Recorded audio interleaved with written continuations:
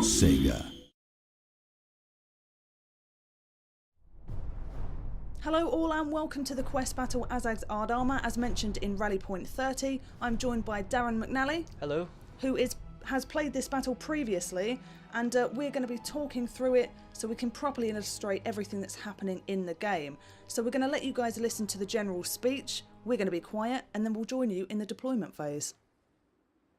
Those stupid, flouncy humies think they can trance all over our sacred ground. That burial mound is Mork's property, not some fishy-smelling lake eggs. Ruminant, stop whispering at me! I know! Come on, lads. We're gonna stamp these gits and send them running back to their pretty towers. I've had my visions from Mork himself. He reckons we do this, it's gonna sort my armour out real good, when I won't have to knock you all about. What's that? Yes, we'll go south afterwards. Let's go kill some knights. So we're in the deployment phase. Darren, talk us through what you did. Alright, so this is not the first time I had played it. I decided to play a little bit more defensive this time around, which worked really well. I put down my goblin archers toward the back on this little hill and decided to flank them with the slightly heavier orc arrow boys, which you'll see in a second on the left. So these guys, they're not very heavily armoured, they are just archers, and playing defensive means that you deny the enemy the ability to be in range with their artillery. So it plays off really well. We're against 3 Bretonnian armies here, 1 main one and 2 Bretonnian expeditions that come in from the sides with some cavalry. So here's the orc arrow boys. They're decent melee combatants, which means that basically if they get flanked they can kind of hold their own, they don't just break immediately. I would say generally speaking for a greenskin army is that goblins are faster but weaker and the orcs are tougher but slower. Yeah, it definitely seems to be that way. So here we got the orc boys. It's just kind of my solid core of... Smelly. Yeah, pretty stinky, alright.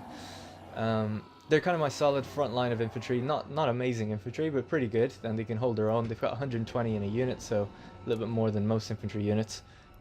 So they're definitely able to hold that. And I've just activated guard mode, which is an old favourite for a lot of Total War fans. And basically that means that if they are engaged in a unit, they won't chase that unit down if they win that engagement. They'll stay in place and kind of hold their ground no matter what. And I've done the same for the archers and turned off skirmish mode. So I'm really setting up for a defense here. Putting my cavalry on the flanks, the orc boar boys.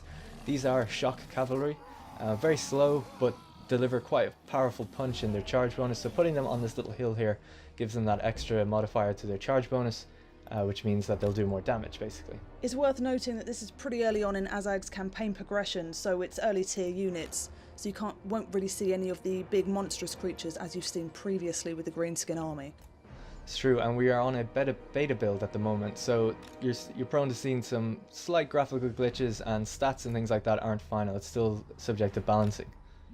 There's Azag on the Wyvern, so it's worth noting as well that it's quite unusual for a greenskin to have anything other than the Law of the Big and the Little War, but Azag has the Crown of Sorcery, which gives him the Law of Death magic, and if you listen closely to the general speech, he's also a little mental as a result of wearing it. So the point of this quest battle is for him to regain, have his armour imbued by the shamans and by Gork and Mork to be proper. And he's in the final quest of that chain. Alright, so let's start the battle and see how we get on. So basically there's 3 armies as we mentioned before, and the 2 expeditionary forces are made up of just purely cavalry. So here's one of them here. I think they're mounted yeoman cavalry, belonging to Bretonnia. And as we move up towards the hill, we can see their catapults. There's Fae. There's Fae, some halberdiers, and yeah, that's basically... It's a beautiful environment as well. Yeah, it's looking really good. And the music you can kind of hear kicking in as well. Really nice ambient music. So they're already kind of on the move, very quickly pushing up towards me. Now, I'm not actually in range of their artillery, so their artillery is going to have to come down off the hill, which is something that if you deploy at the front of that deployment across this little river here, you're going to be dealing with their artillery right from the onset. So I found a great strategy is just to kind of hang back and wait to deal with their cavalry and then to play aggressive. Although if you play aggressive in the beginning, their cavalry tends to back off and join up with their main army, which you don't want to happen. So we're just getting ready here for the first kind of volleys, the archer volleys, as the cavalry kind of comes into my into my line of sight. You can turn off the arrow trails as well, but it's useful for us to be able to see where the arrows are coming from. Yeah, especially in a video when people just want to have a quick look at what's going on, the arrow trails definitely help. So I've just activated the Spirit Leech spell. It lasts about 15 seconds, and it's a direct damage spell. So it just basically directly affects their health, lowering the health of every unit or every entity in that unit. It's not a very expensive spell. The Winds of Magic barely got touched at all, and it was just a little test spell. I wanted to test the water a little bit as the unit approached my front lines and give it a bit of damage, and it seemed to work. They backed off after their initial charge. So magic is quite tricky to use, and it's not overpowered in the sense that it's going to wipe out a whole unit. Each spell is specifically tailored to have a function, so you need to really carefully read what the effects of the spell are before using, otherwise it could damage you in some very interesting ways. Yeah, you can see later on, actually, we'll show you some miscasts and things like that, but even the most powerful spell doesn't wipe out the unit. So a lot of people are kind of worried on social media and things like that magic, how's it going to work, and is it going to be too powerful? It's definitely a case-by-case scenario. It's also a little bit of luck involved, whether it actually does exactly what you planned on it doing or not. Yeah, random movement design. is in some of the spells, vortex spells, for example. And you also have the miscast chance, even on ones that don't move, so exactly. it can always go wrong.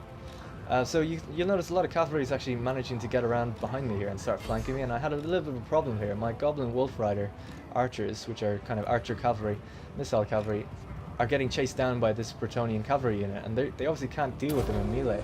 So I got Azag to call another spell, the Fate of Buna, which is a much stronger, similar to the one I cast before, but it's much stronger. And it means that when I attack this cavalry unit now, they're going to be much weaker. Their health is dropping rapidly, and they're starting to break and rout even now, even though I have two units that shouldn't normally win in that engagement. So it's all about getting the right engagements and really casting off spells and holding on to your Winds of Magic until you feel like it's right, the right time to use it.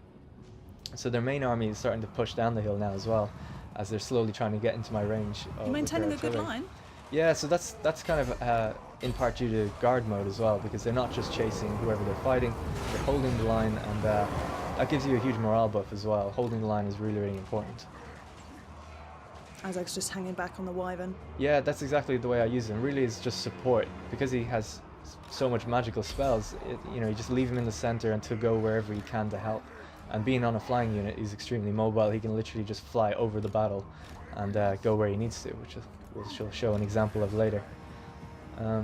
So this unit as well, this is another example of using magic again. I use the aspect of the Dread Knight to buff the morale of this unit. It's starting to rout and break, but once I bring it kind of behind the lines and buff its leadership, it comes back and it gets into my control again. It's taken a lot of damage though, but we can definitely use it later on in some aspects.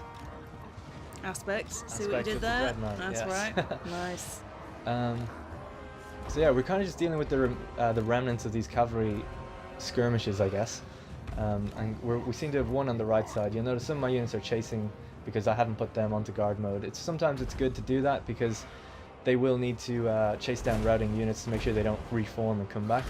And here we can see the catapults are now in range and they're starting to fire. It's quite a lot. I think there's almost more than 12 units of or individual catapults firing on me here, so it's quite a lot to deal with. Could see the Bretonnian general there, Anno Michaud, back in the distance. Yeah, he's just chilling next to the artillery. He kind of stays back with the main army a little bit. Same with Fay LaFay, who we'll see as well. So I decided at this point that just to push up, I was just about ready. We had just one final engagement to deal with. Thought I'd bring my Orc boar boys out into the hill over on the right and start really, because their cavalry is pretty much all gone now, almost. So now I have the cavalry advantage, even though they're quite damaged. And now we can really start putting the hurt on. The music as well at this moment is just absolutely epic. It was all kicking off right at the right time. And yeah, I decided that my Wyvern was going to go towards the enemy artillery, because he can just fly over the battlefield. And we're going to show you a really cool spell here. Doesn't always go in your favor, but this... oh, it's my favorite! The Purple Sun of Zerus. That's right. It's a vortex spell. Again, this can have magical movement, so you've got to be really careful where you place it, and certainly not anywhere near your own units. Look at that. Watch it.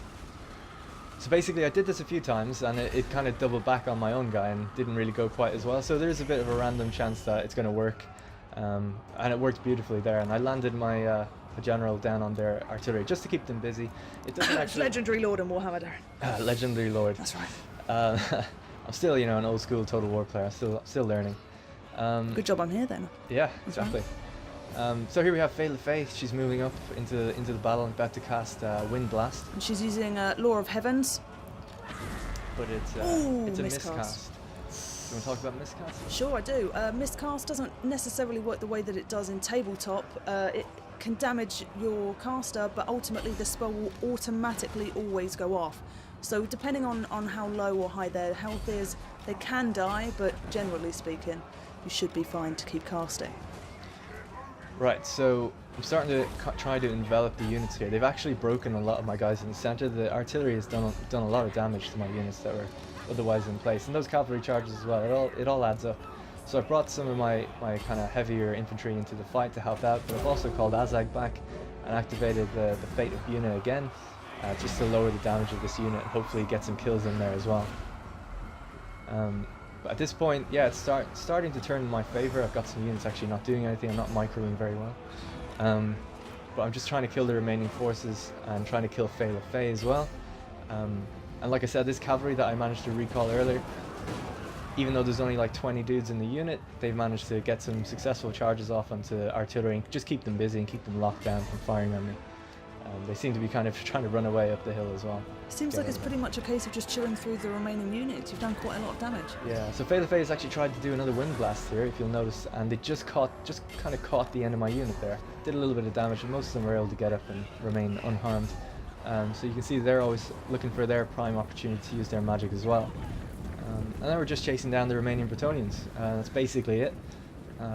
Quite a successful battle, if I do say so myself. How successful was it? Quite successful. Was it heroic? I might even say it was heroic victory.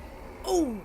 So there we go. Proof. We've got the victory. And then we just have a little look at the battlefield. You can keep chasing down units if you want, and then you just hit end battle, and there we go. Boom, heroic victory. Congratulations, Darren. Easy. So we're playing on hard, by the way, as well, in case people are wondering the difficulty. It can get much harder, and it can get much easier, depending on your playstyle. Well, thanks very much for showing us that battle, Darren, and join us in the future on this channel for more on Total War and Total War Warhammer. Like and subscribe, and we'll see you soon. See you soon.